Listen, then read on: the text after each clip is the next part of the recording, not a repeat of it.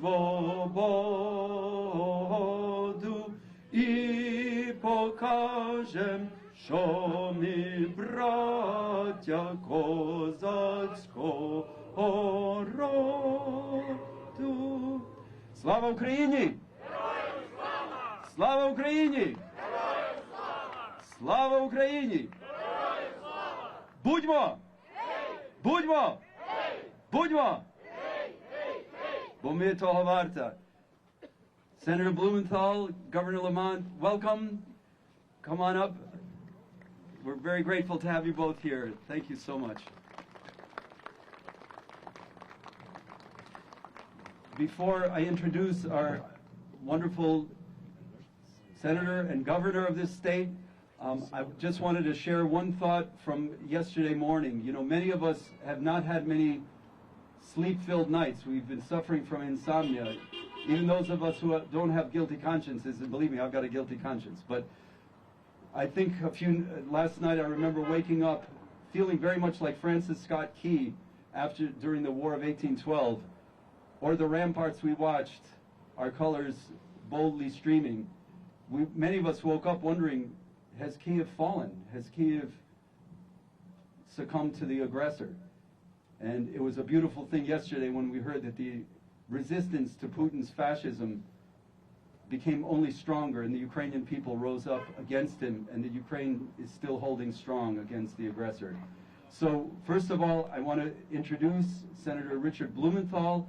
Senator, as we said last week, we're very grateful for the fact that you came to Ukraine last month along with our other Senator Murphy to show your support for the people of Ukraine and to meet with President Zelensky to honor his resistance to Putin's aggression. We're very grateful for the work that you've done to build bipartisan support for Ukraine in the Senate and for fighting for military aid. And as you said last week, sanctions now, they didn't quite hear you at the White House. They didn't impose sanctions until after the war had broken down, but we are very grateful for the work that you've done. So please, warm welcome for Senator Blumenthal. Thank you. Today we are all Ukrainians. Yeah. Today we are all Ukrainians because we as Americans are committed to the fight for freedom and liberty and the independence of people who want to determine their own destiny. How do you say today we are all Ukrainians? Нині ми всі українці. Повторіть. Нині ми всі українці! Дай Боже. Let me hear it again. Нині ми всі українці! We'll transliterate that for you, Senator. Don't worry. We'll get up to Well, it's like I said. But I am proud to be a Ukrainian today. I am proud to be a Ukrainian and to stand with the Ukrainian American community. As I said to President Zelensky when I met with him just about 6 weeks ago, the Ukrainian American community in the United States of America is stronger than any other country. We have a Ukrainian American community that has enlisted and galvanized and mobilized all of America. And you are standing strong. You should be proud to be here today and stand in solidarity. And the numbers of people are growing. Here at this rally, we are bigger than last weekend. All around the United States, America's conscience and conviction are building in favor of Ukraine and its resistance fighters who are in the streets, in their neighborhoods, using the missiles that we have sent them. And we must send more. We must send more. We must send more of the Javelin and the Stinger missiles and all of the small arms, because Putin is learning a lesson. Putin is a delusional thug. He is a pariah and a liar.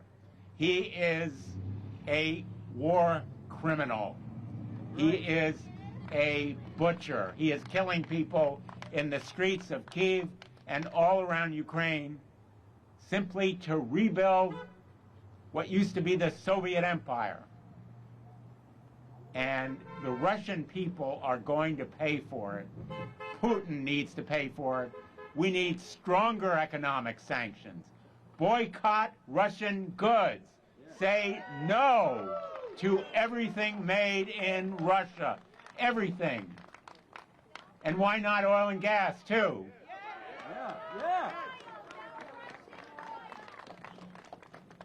We should just say niet to Putin when it comes to everything produced or made in Russia. And I say, let's look at the oil and gas and say no too. Now, we need to be mindful that people are dying. People are sacrificing their lives. Right now, as we are here in this glorious sunshine on this beautiful day, the people of Ukraine are standing strong, and Putin is recognizing, maybe for the first time, that conscience and conviction can overcome military might. America proved it in the Revolution, given no chance, right, against the superior forces of the British.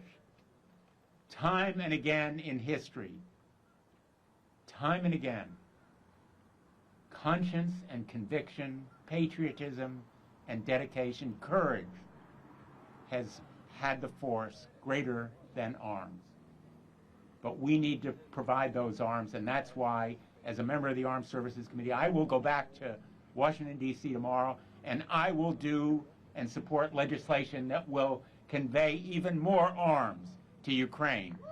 Billions of dollars more for arms that Ukrainians need to defend their own shores and their own people. Now, Putin is saying he's putting his nuclear arms on alert, high alert. In my view, that's a tactic of desperation, but it's a dangerous tactic. And it shows Putin will stop at nothing. And he must be confronted now. Our own national security is at stake. It isn't a faraway country that has nothing to do with the United States. It is our national security that is at stake, because Putin will continue. Putin will continue with these brazen, brutal attacks on other nations. And he has to be stopped. That's the lesson of history. Finally, let me just say a thank you to everyone who is here. You were in the cold last weekend. I was proud to be with you then and stand with you. I will continue to stand with you.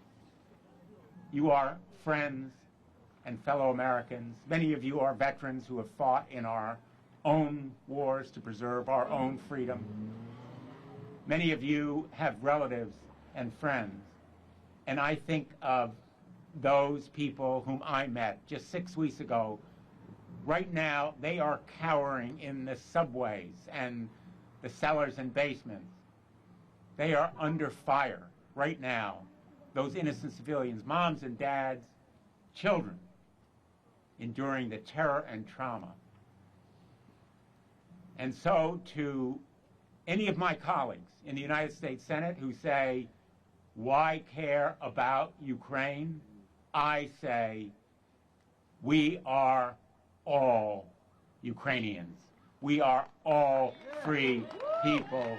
And I am proud to be a Ukrainian with you. We are all members of that world community that Vladimir Putin wants to destroy. Thank you all for being here today.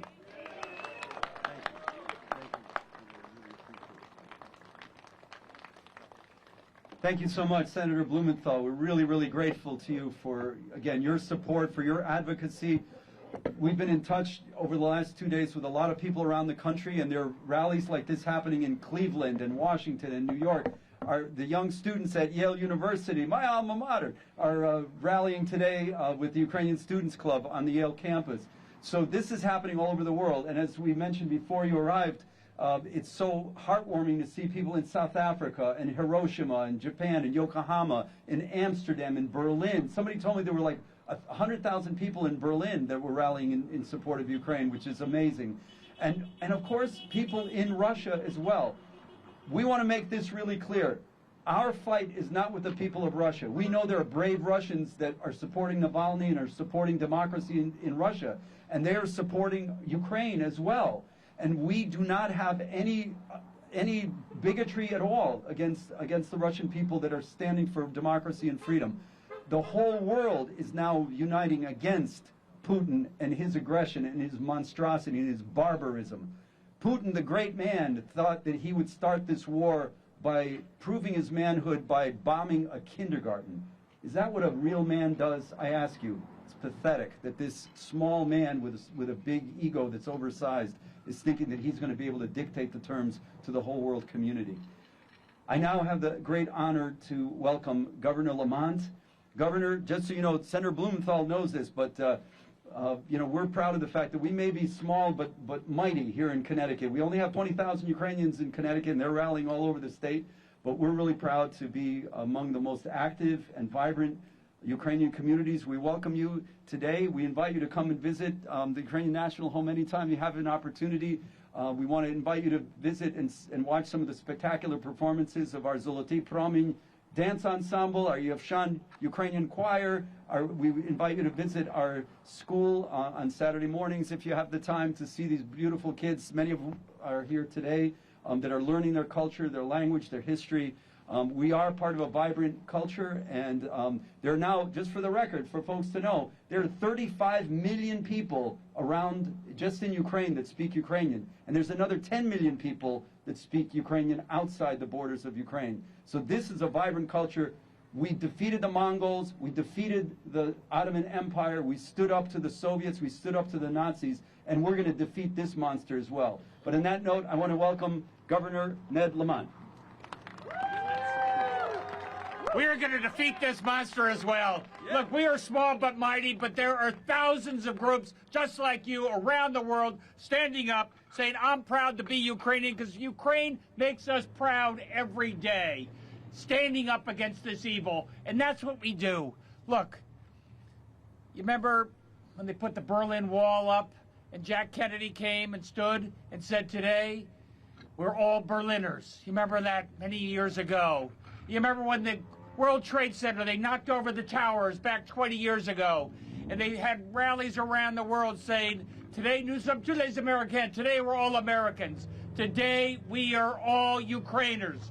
Ukrainians stand up. Ukrainians standing up for values. They're standing up for human rights. They're standing up for independence, standing up for liberty, and we stand with you.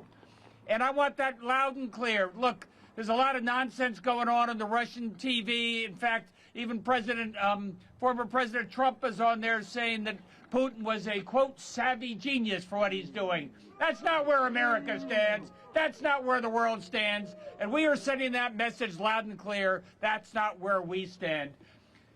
Zelensky is such a hero. He is such a symbol. Hey, do you want a transportation out? No. I want arms. I want ammunition. I want bullets. And that's what we're going to do. You've got our prayers. You've got our sanctions. We are going to sanction the oil as well. How can we? You just don't sanction their vodka. You've got to shut down their oil as well. What we got to do. And along the way, you know what we're doing? We're going to bring in anti-aircraft. We're going to bring in anti-tank. We're going to give these brave Ukrainians everything they need to stand up against this evil. And this is a battle about Ukraine, and it's a battle about standing up against these autocrats around the world. That's why the world is watching. That's why the world is acting. And Ukraine's victory is going to be a victory for liberty around the world. I am so proud to be saying today I'm Ukrainian. And I think you're hearing this in countries around the world right now. Stand tall, stand proud, stand on behalf of these folks fighting every day for their liberty. We're standing with you. That's the message we got to do. And together, we're going to win. We're going to win. We're going to win. And that means Ukraine is going to be strong, independent, vibrant, and free. Thank God, everybody. Yeah.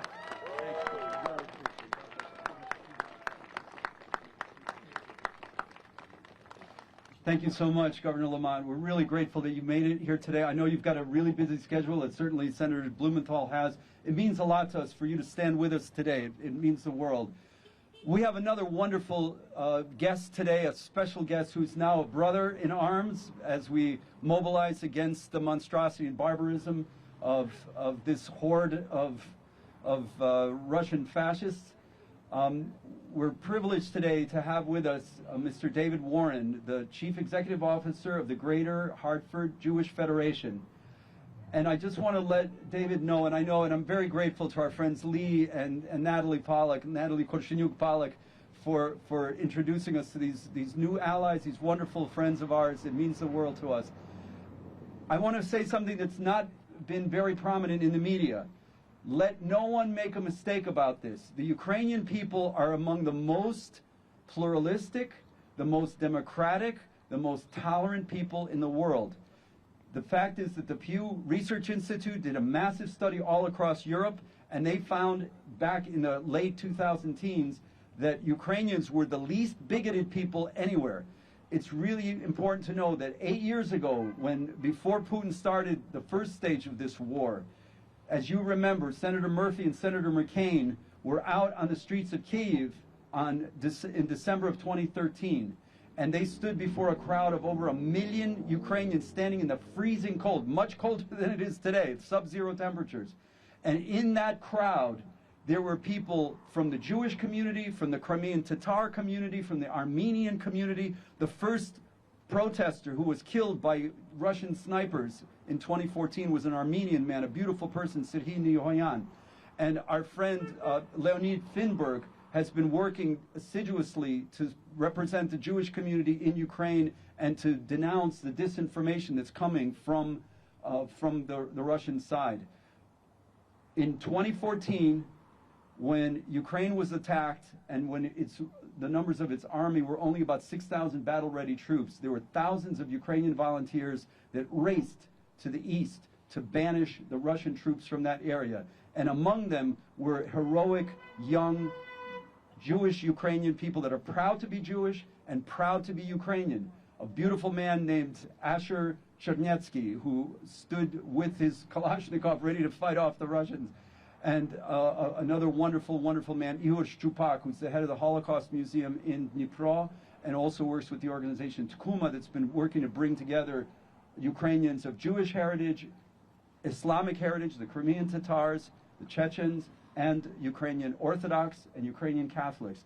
It's really important for us to know that our country, Ukraine, our homeland, I was born and raised here, but this country is remarkably pluralistic.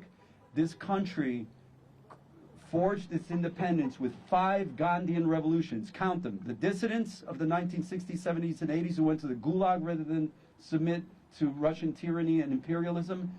The Ruch movement for independence, the Zeleny Svit movement, the environmental movement after the Chernobyl disaster, the revolution on granite that the students organized in 1990. I was privileged to come for the first time to the city of Kyiv in 1990 to see this ocean of beautiful young people that it's hunger struck for weeks on end to defeat the Soviet state. And then the Orange Revolution, and then the Revolution of Dignity. 6 Gandhian revolutions of which Martin Luther King and Lech Walesa would have been proud to be part of.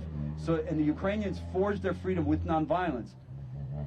So they bent over backwards not to allow for violence. But once Putin invaded, all bets are off. Now you're going to see how Ukrainians know how to fight and put up an armed struggle, the likes of which the world has never seen. And we will continue this fight. And so I'm sorry, David, for getting a little off track here, but I do want to warmly welcome our dear friend David Warren, who wanted to share the views of our Jewish friends in Hartford. Thank you, Alex. Alex, that wasn't off track at all. That was inspiring. And I shared with Alex earlier that President Zelensky on Friday, in the middle of coordinating the battles and the defense of Ukraine, took time out to call each of the religious leaders. This speaks to the pluralism and the pluralistic nature. Each of the religious leaders across Ukraine to reinforce that message of unity and inclusion. It was an incredible gesture. I'm here today to talk about solidarity, support, sanctions, and spiritual strength. We stand here today in solidarity with you, with the Ukrainian people, and in solidarity with the institutions and the values that they are defending: democracy, pluralism, human rights, and freedom. We stand here today as well in support. The Jewish Federation of Greater Hartford and the Jewish community around the country and around the world is now engaged and has launched an urgent fundraising campaign to support vital human services across Ukraine. We stand here today to urge continued sanctions by every means possible. The Russian government and those who enable it must be isolated and called to account for their actions. Finally, we stand here today in spiritual union with you. There is a prayer said in many synagogues around the world every Saturday, every Shabbat, for the welfare of the local government.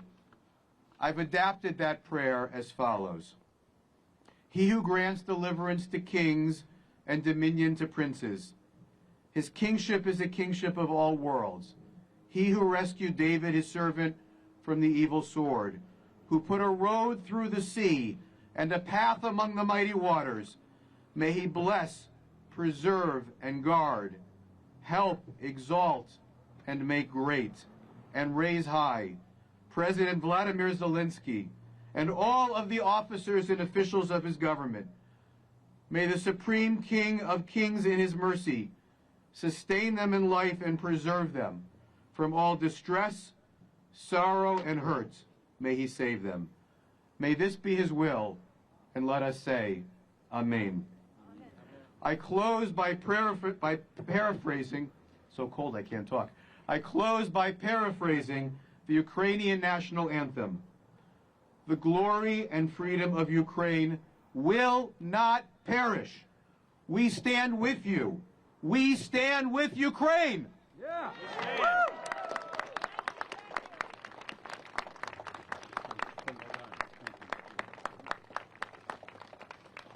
David, thank you ever so much for being with us and your friends. I know we have a number of friends from the Jewish Federation, both recent and past presidents, and so we're very, very grateful for your support. Believe me, we draw inspiration from you. We draw inspiration from the Warsaw Uprising in 1944. When the Jewish people of the Warsaw Ghetto rose up against the Nazis, they knew that their fight would probably end in death, and they still rose up and they fought like hell to make sure that the Nazis were defeated. There was a beautiful, beautiful slogan that was scrawled on the walls of the Warsaw Ghetto.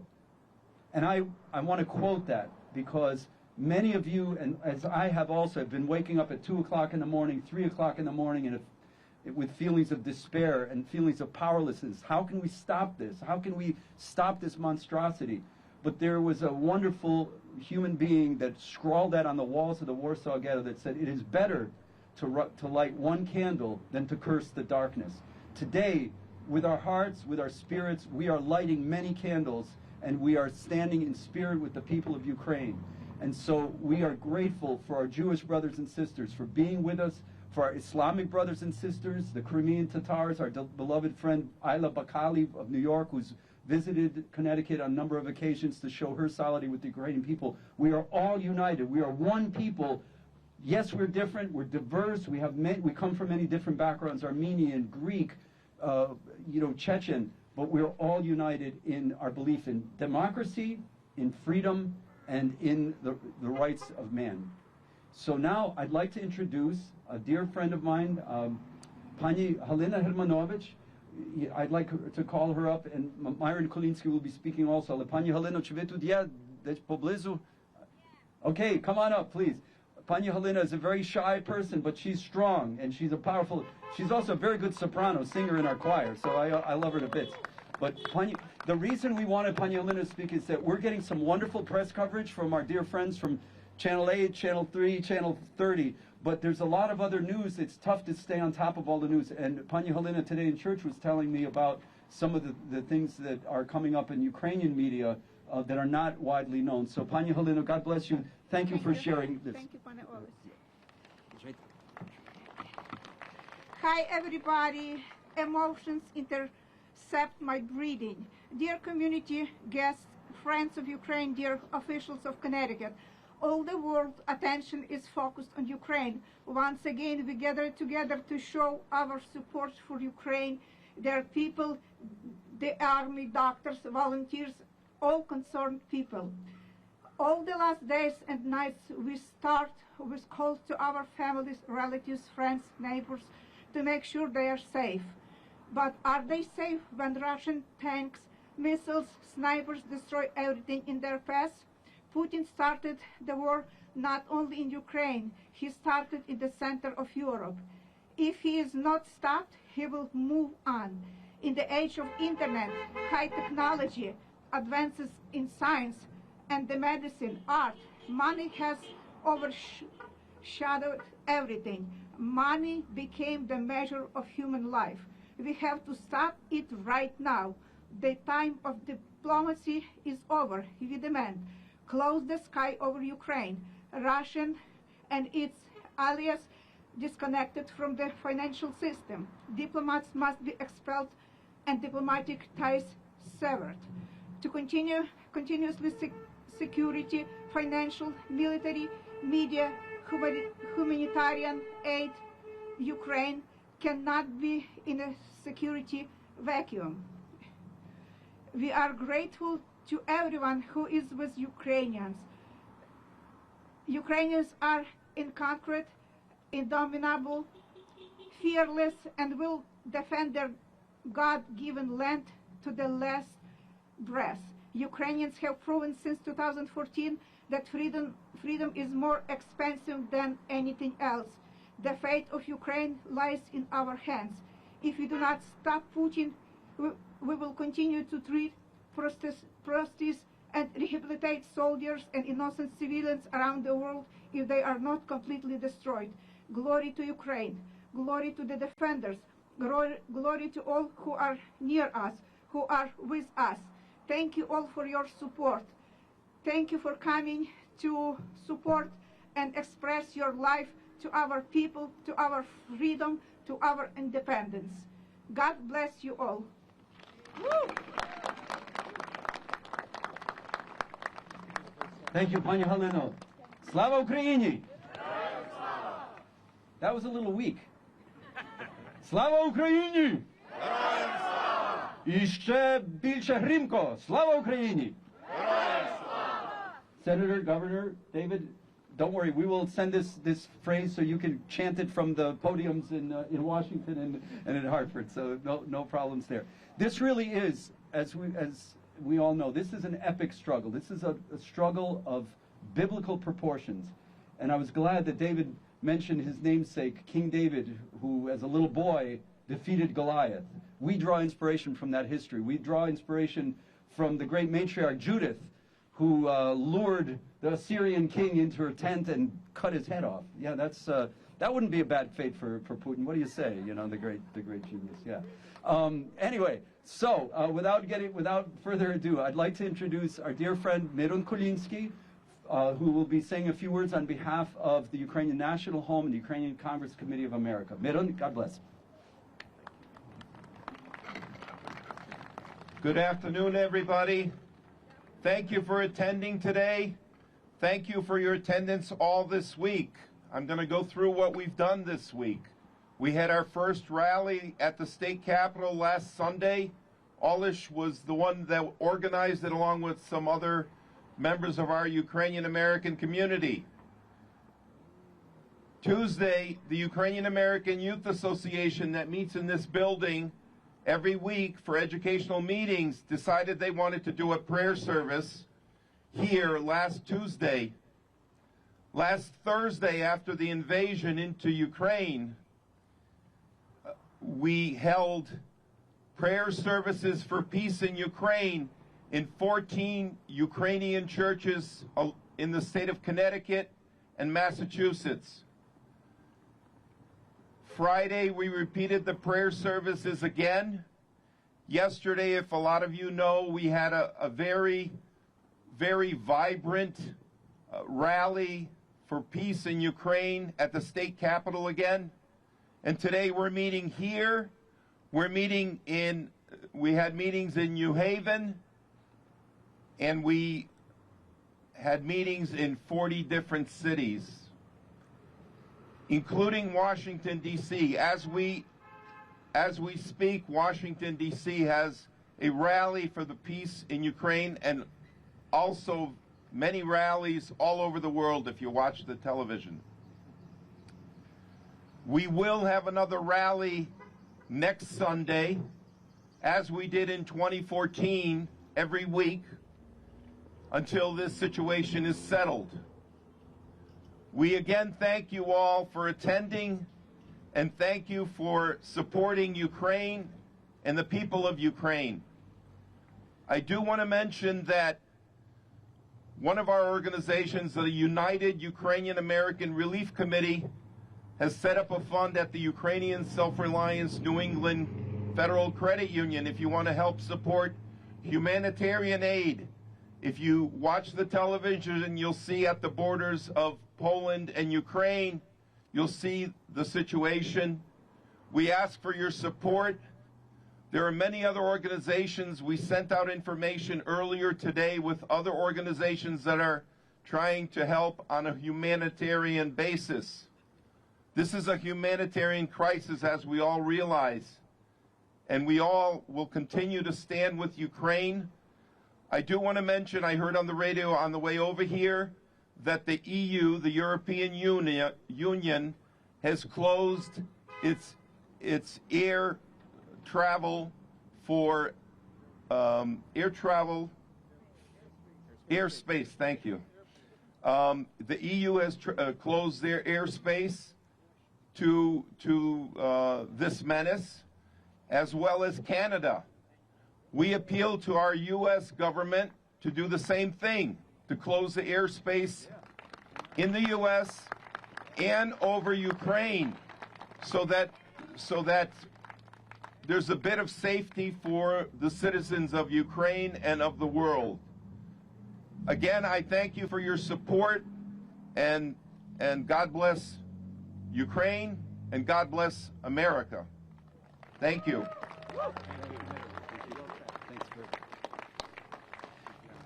Okay, wrong microphone. Mirun, thank you very much. You know, we have no choice. Ukraine is in desperate straits right now, and so, Senator, I hope you don't mind if I throw out some fairly controversial propositions. It's really important to create a no-fly zone over Ukraine. The Ukrainian soldiers, you know, we know the first thing that Putin bombed was the airfields, and he's basically crippled the Ukrainian Air Force as small as it was. The only thing that can really change the balance of power is really the closing of airspace over Ukraine. Our soldiers will hold out, but they can't do it against bombers. You know, even operating out of bunkers, they can't do it. You remember that famous scene in the film Patton, where Patton says, he calls out a priest and asks him to lift the clouds so that the air cover, so that the American bombers can start coming in and liberate Bastogne, the city that was under siege. Well, right now, Ukraine is under siege. Right now, Ukraine is in a situation where a lot of those beautiful soldiers, and one of them is my nephew, who just got called up yesterday, and this is a young man who was already wounded by a mortar attack, and he was recuperating in the Carpathian Mountains, and he just got called back, and he's going back to the front lines because he wants to fight for his country. And there are many other Ukrainian veterans that are not there for the first time or the second time. They're going back out to fight. So we do want that airspace to be closed, except to American fighter jets. I know that sounds like a provocative thing, but you got to think about it. What stopped the Bosnian genocide in the 1990s? For a long time, President Clinton did not call in airstrikes because he wanted to preserve the peace. But finally, they launched airstrikes against Serbian targets to prevent further genocide in Bosnia. And that's what drove the Serbs to the bargaining table. That's what it may take to change the balance of power in Ukraine. And, you know, President Biden promised no boots in the ground. He didn't say anything about fighters in the air. So, I think it's worth considering as a serious, and really this is not an abstract issue. I don't mean to make light of it, believe me. Ukrainians have suffered genocide over and over again in their history. In 1932-33, we know what Joseph Stalin did to our people, starving millions to death. And we're grateful to people like Timothy Snyder and Ann Applebaum, who've written brilliant books about what happened with the Red Famine. So for us, it's not an abstraction to talk about genocide. There is justification for the United States to get directly involved in Ukraine and to fight back, because once Putin invaded, all bets are off. And we, at any time, prevention of genocide, whether it's genocide by the Nazis or genocide by the Soviets or genocide by subhuman characters like Putin that would like to imitate Joseph Stalin, we need to stand up to this. We need to defeat this monstrosity for once and for all. So next, Sofia Dumanska has a few words to say, and Mayor. All right. Okay. Thank you. If that's all right, Mayor. No, Sophia. We're gonna honor our protocol. So, Mayor Luke Bronin, it's a pleasure to have you with us today. I'm sorry that we didn't recognize you before. I was standing off to the side, but Mayor Luke Bronin, please give him a warm welcome.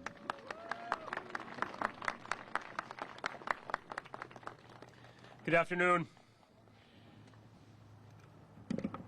To all those with loved ones and families in danger in Ukraine today, our hearts and our prayers are with you. We stand today in awe of the courage and the determination of the Ukrainian people as they repel this unprovoked invasion of their country. To see mothers, grandmothers, fathers, brothers, sons, an entire people rise up together to defend their democratically elected government and their sovereign country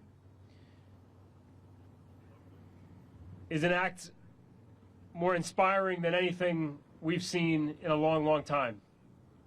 And it comes in response to an act that is unprovoked, an act of aggression of the kind that we haven't seen since the Second World War.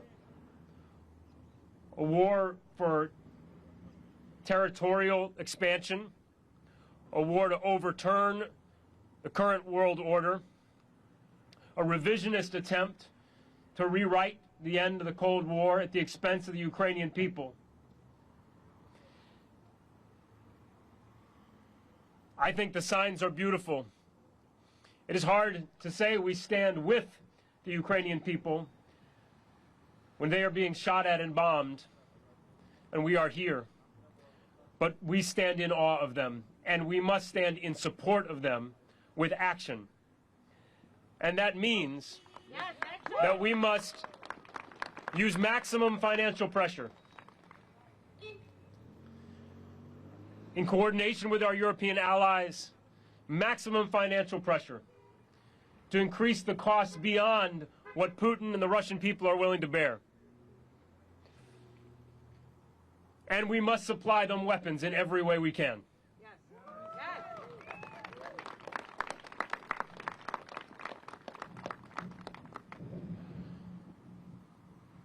I think it's important also to say that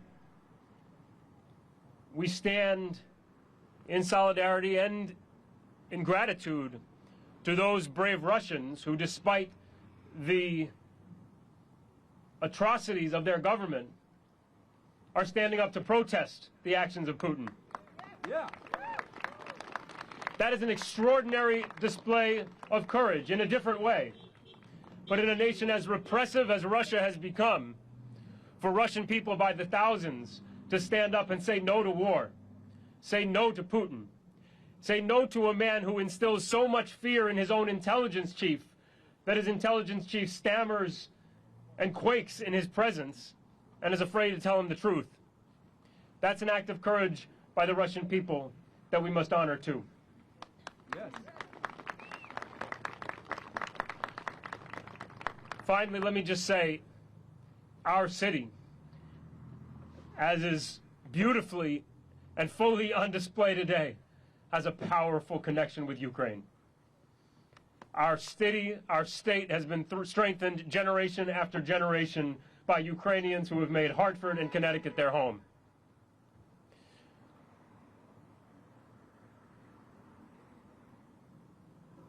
Again, to all of you who are thinking not just of the principles at stake today, but as the family members and loved ones at risk, God bless you. You and your loved ones are in our hearts and in our prayers, and as a nation, let them be in our acts as we support in every way we can the brave Ukrainian people standing up to this aggression and assault. God bless you all.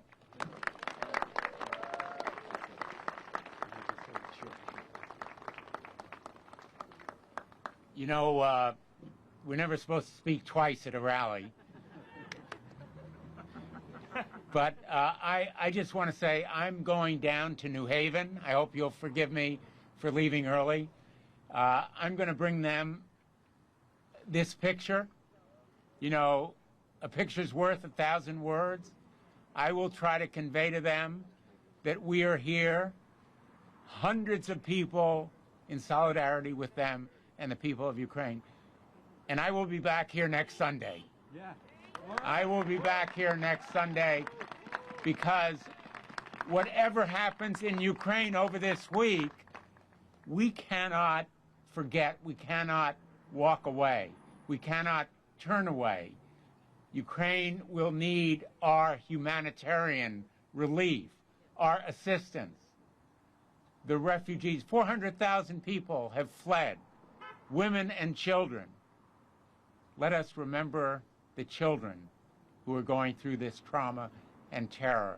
So we need to provide arms, we need to impose sanctions, stronger sanctions, but let us also provide humanitarian relief to the refugees, to the people who are going to be in pain once this conflict is over and Putin is sent back and put back where he belongs. Thank you so much. Let us continue the fight. Thank you.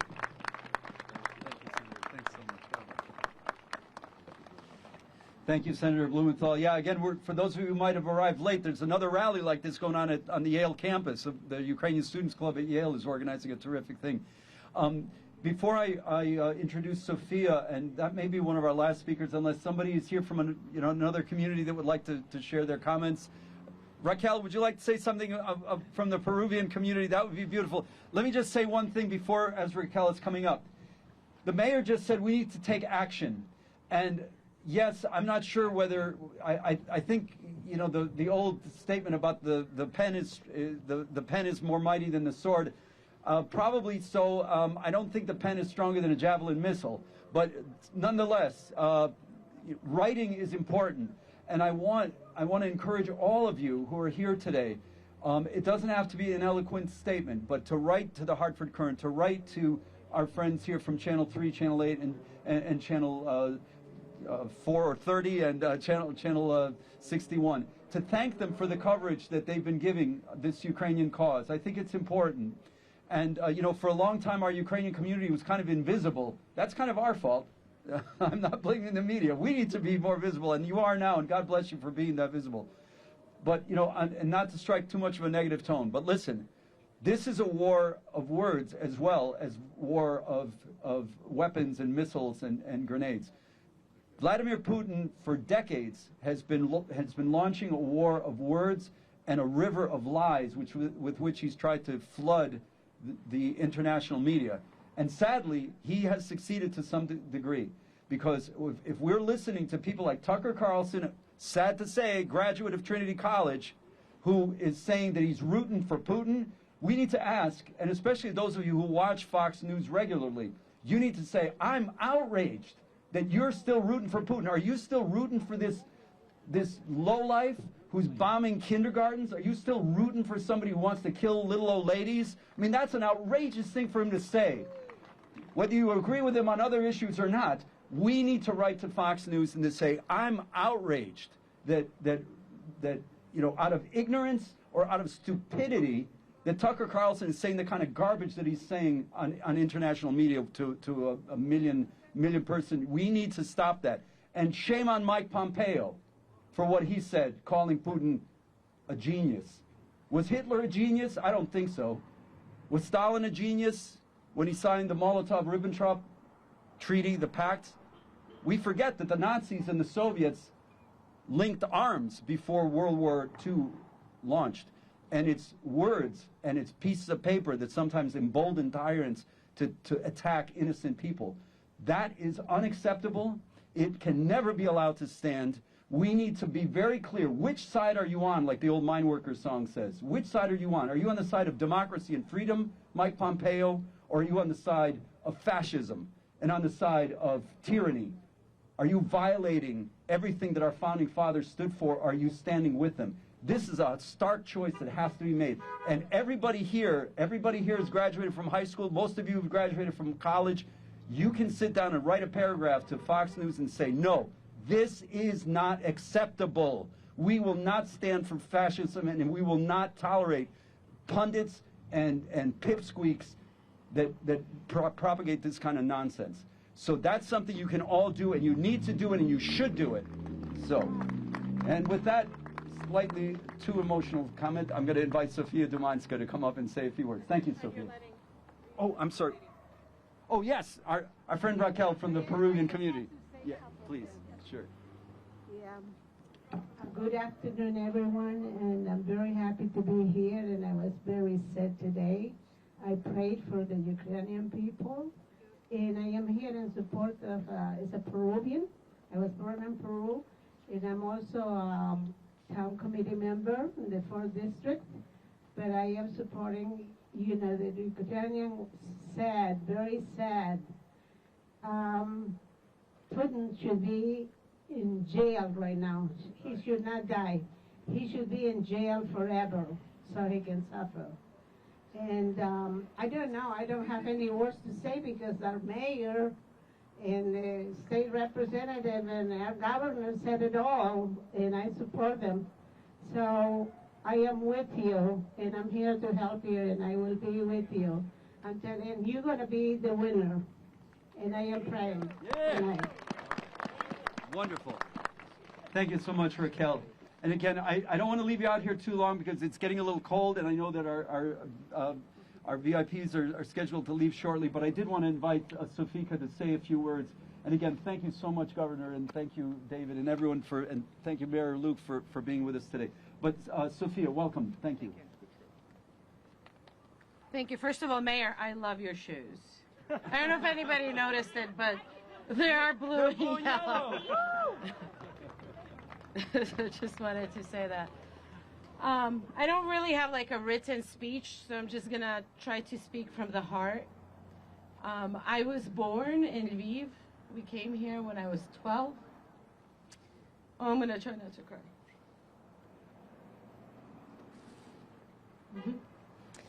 I called my cousin, and when the first sirens went out, she grabbed her little daughter and ran to the bathroom to hide. The little one looked at her and said, "Mom, why are they attacking us?" How do you answer that question? I don't know how to answer that question because we don't know. Why the hell are they attacking us? My friend Natasha talks to her friends on a daily basis and hears bombs going over their heads. They all have kids. Katerina's sister, who's Katya's our best friend, and I don't see her here. She's talking to her sister as she's a nurse. So they're trying to put little medical supply boxes together. They're asking people to donate blood. They don't have blood bags. They don't have blood bags. In Ukraine, they're all getting up. They're asking moms and daughters to flee. They're trying. My cousin's friend was trying to do the same thing. She got separated from her kids. They're 6 and 7. People are scared and they're in panic. And although it feels like everybody's doing so much, it feels like it's not enough. Because every second counts, every minute somebody's dying, and we're just here. I'm begging you to help, just like there. Every human is getting up. Every male is signing up to go and fight the war. They're creating cocktails, bombing cocktails, that women will throw at these soldiers because they don't have an option. They're doing it. Men are, old guys are like parking cars so the tanks don't go through, and the tanks ride right through them. It is not a war. This is not military war. It's a full-blown genocide of our people. We need each and every one of us, just like there, each and every one of us, to help. Pick organizations, send money. We run a non-profit called Maidan United. We started in 2014 when the war outbroke initially. We raised over $250,000 first time when it outbroke. We are ready. We have people in Poland ready to buy products, supply it to the border. We have people ready to take them and bring it to the cities that are in need. It's needed everywhere. It's not just major big organizations. People like Katya's sisters not getting the help. They need it everywhere. So please help. I know different lists were sent out.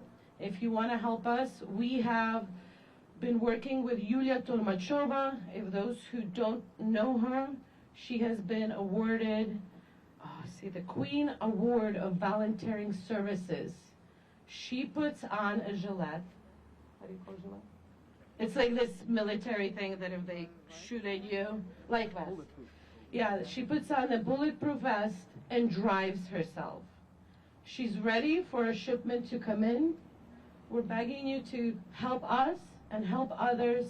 Only together we can win. As the whole world, each and every one of us. Thank you so much. Slava Ukraini!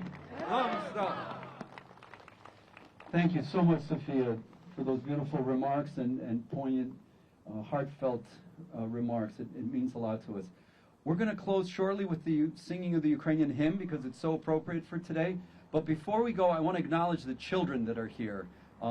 So you guys have been great over the last, look at these beautiful kids, right? I mean, we're very proud of our children who are learning Ukrainian language, who are learning some, my daughters, they're very good in different languages. Ukrainian is still a little shaky sometimes, but that's probably my fault more than our teacher's fault. But in any case, we're very, very grateful for all the children that are part of this movement, this struggle. I don't know if you guys saw it a couple of days ago, but Sofia Maksimyuk got up there in front of these microphones, tough as nails. This is the Greta Thunberg of the Ukrainian community. I'm telling you, this kid is amazing. And I also want to encourage all of you to speak out to your friends, to be brave, not to sit back and be silent about what's happening. Think of what kind of connections you have, whether it be with politicians or journalists or just regular folks on the street that may need information to combat Putin's disinformation. We all have a role to play. And I know today Father Martinyuk said that tomorrow is the start of the Great Lent for Ukrainian Eastern Rite Catholics and Orthodox, and Wednesday is Ash Wednesday in the Roman Catholic tradition. So let's really say a prayer for all of our brothers and sisters in Ukraine, all the people that are under threat in Eastern Europe and around the world. If we need to fast, Jesus said that there's certain demons that can only be exorcised by prayer and fasting. So we need to pray for that exorcism of the horrible people in the Kremlin that are bringing this devastation to Ukraine. But we will close now with the Ukrainian anthem. And let's pray that the good Lord protects our homeland. Sinners that we are, we need to stand up for this country and we need to speak the truth. The truth is not partisan. The truth is the truth. And we need to speak it boldly without reservation. So thank you all for coming, both adults and children. Thank you for your passionate support of Ukraine. As you heard Senator Blumenthal, we're going to be out here probably next Sunday as well. So be ready in the same way that our people stood up on the Maidan day after day, week after week, until victory was achieved. Slava Ukraini! Ще не вмерла Україні ні слава, ні воля. Ще нам, браття українці, усміхнеться доля. Синуть наші вороженьки, як роса на сонці, запануєм і ми, браття, у своїй сторонці. Душу тіло ми положим за нашу свободу і покажем, що ми браття козацького роду. Душу тіло ми положим за нашу свободу і покажем, що ми браття козацького роду. Thank you. NATO now, no-fly zones, kick out the oligarchs from Miami and London and the French flippin' Riviera, okay? And the yachts, too. Confiscate the yachts and spend it on the wounded soldiers and the wounded children that are going to be, confiscate the yachts, stop money laundering. That's what we're saying. That's the concrete things. These are actionable items, folks. Go home, write your letters, write to the senators, congresspeople, and all the people that can make a difference. Thank you. Thank you for all the folks in the media. Yeah.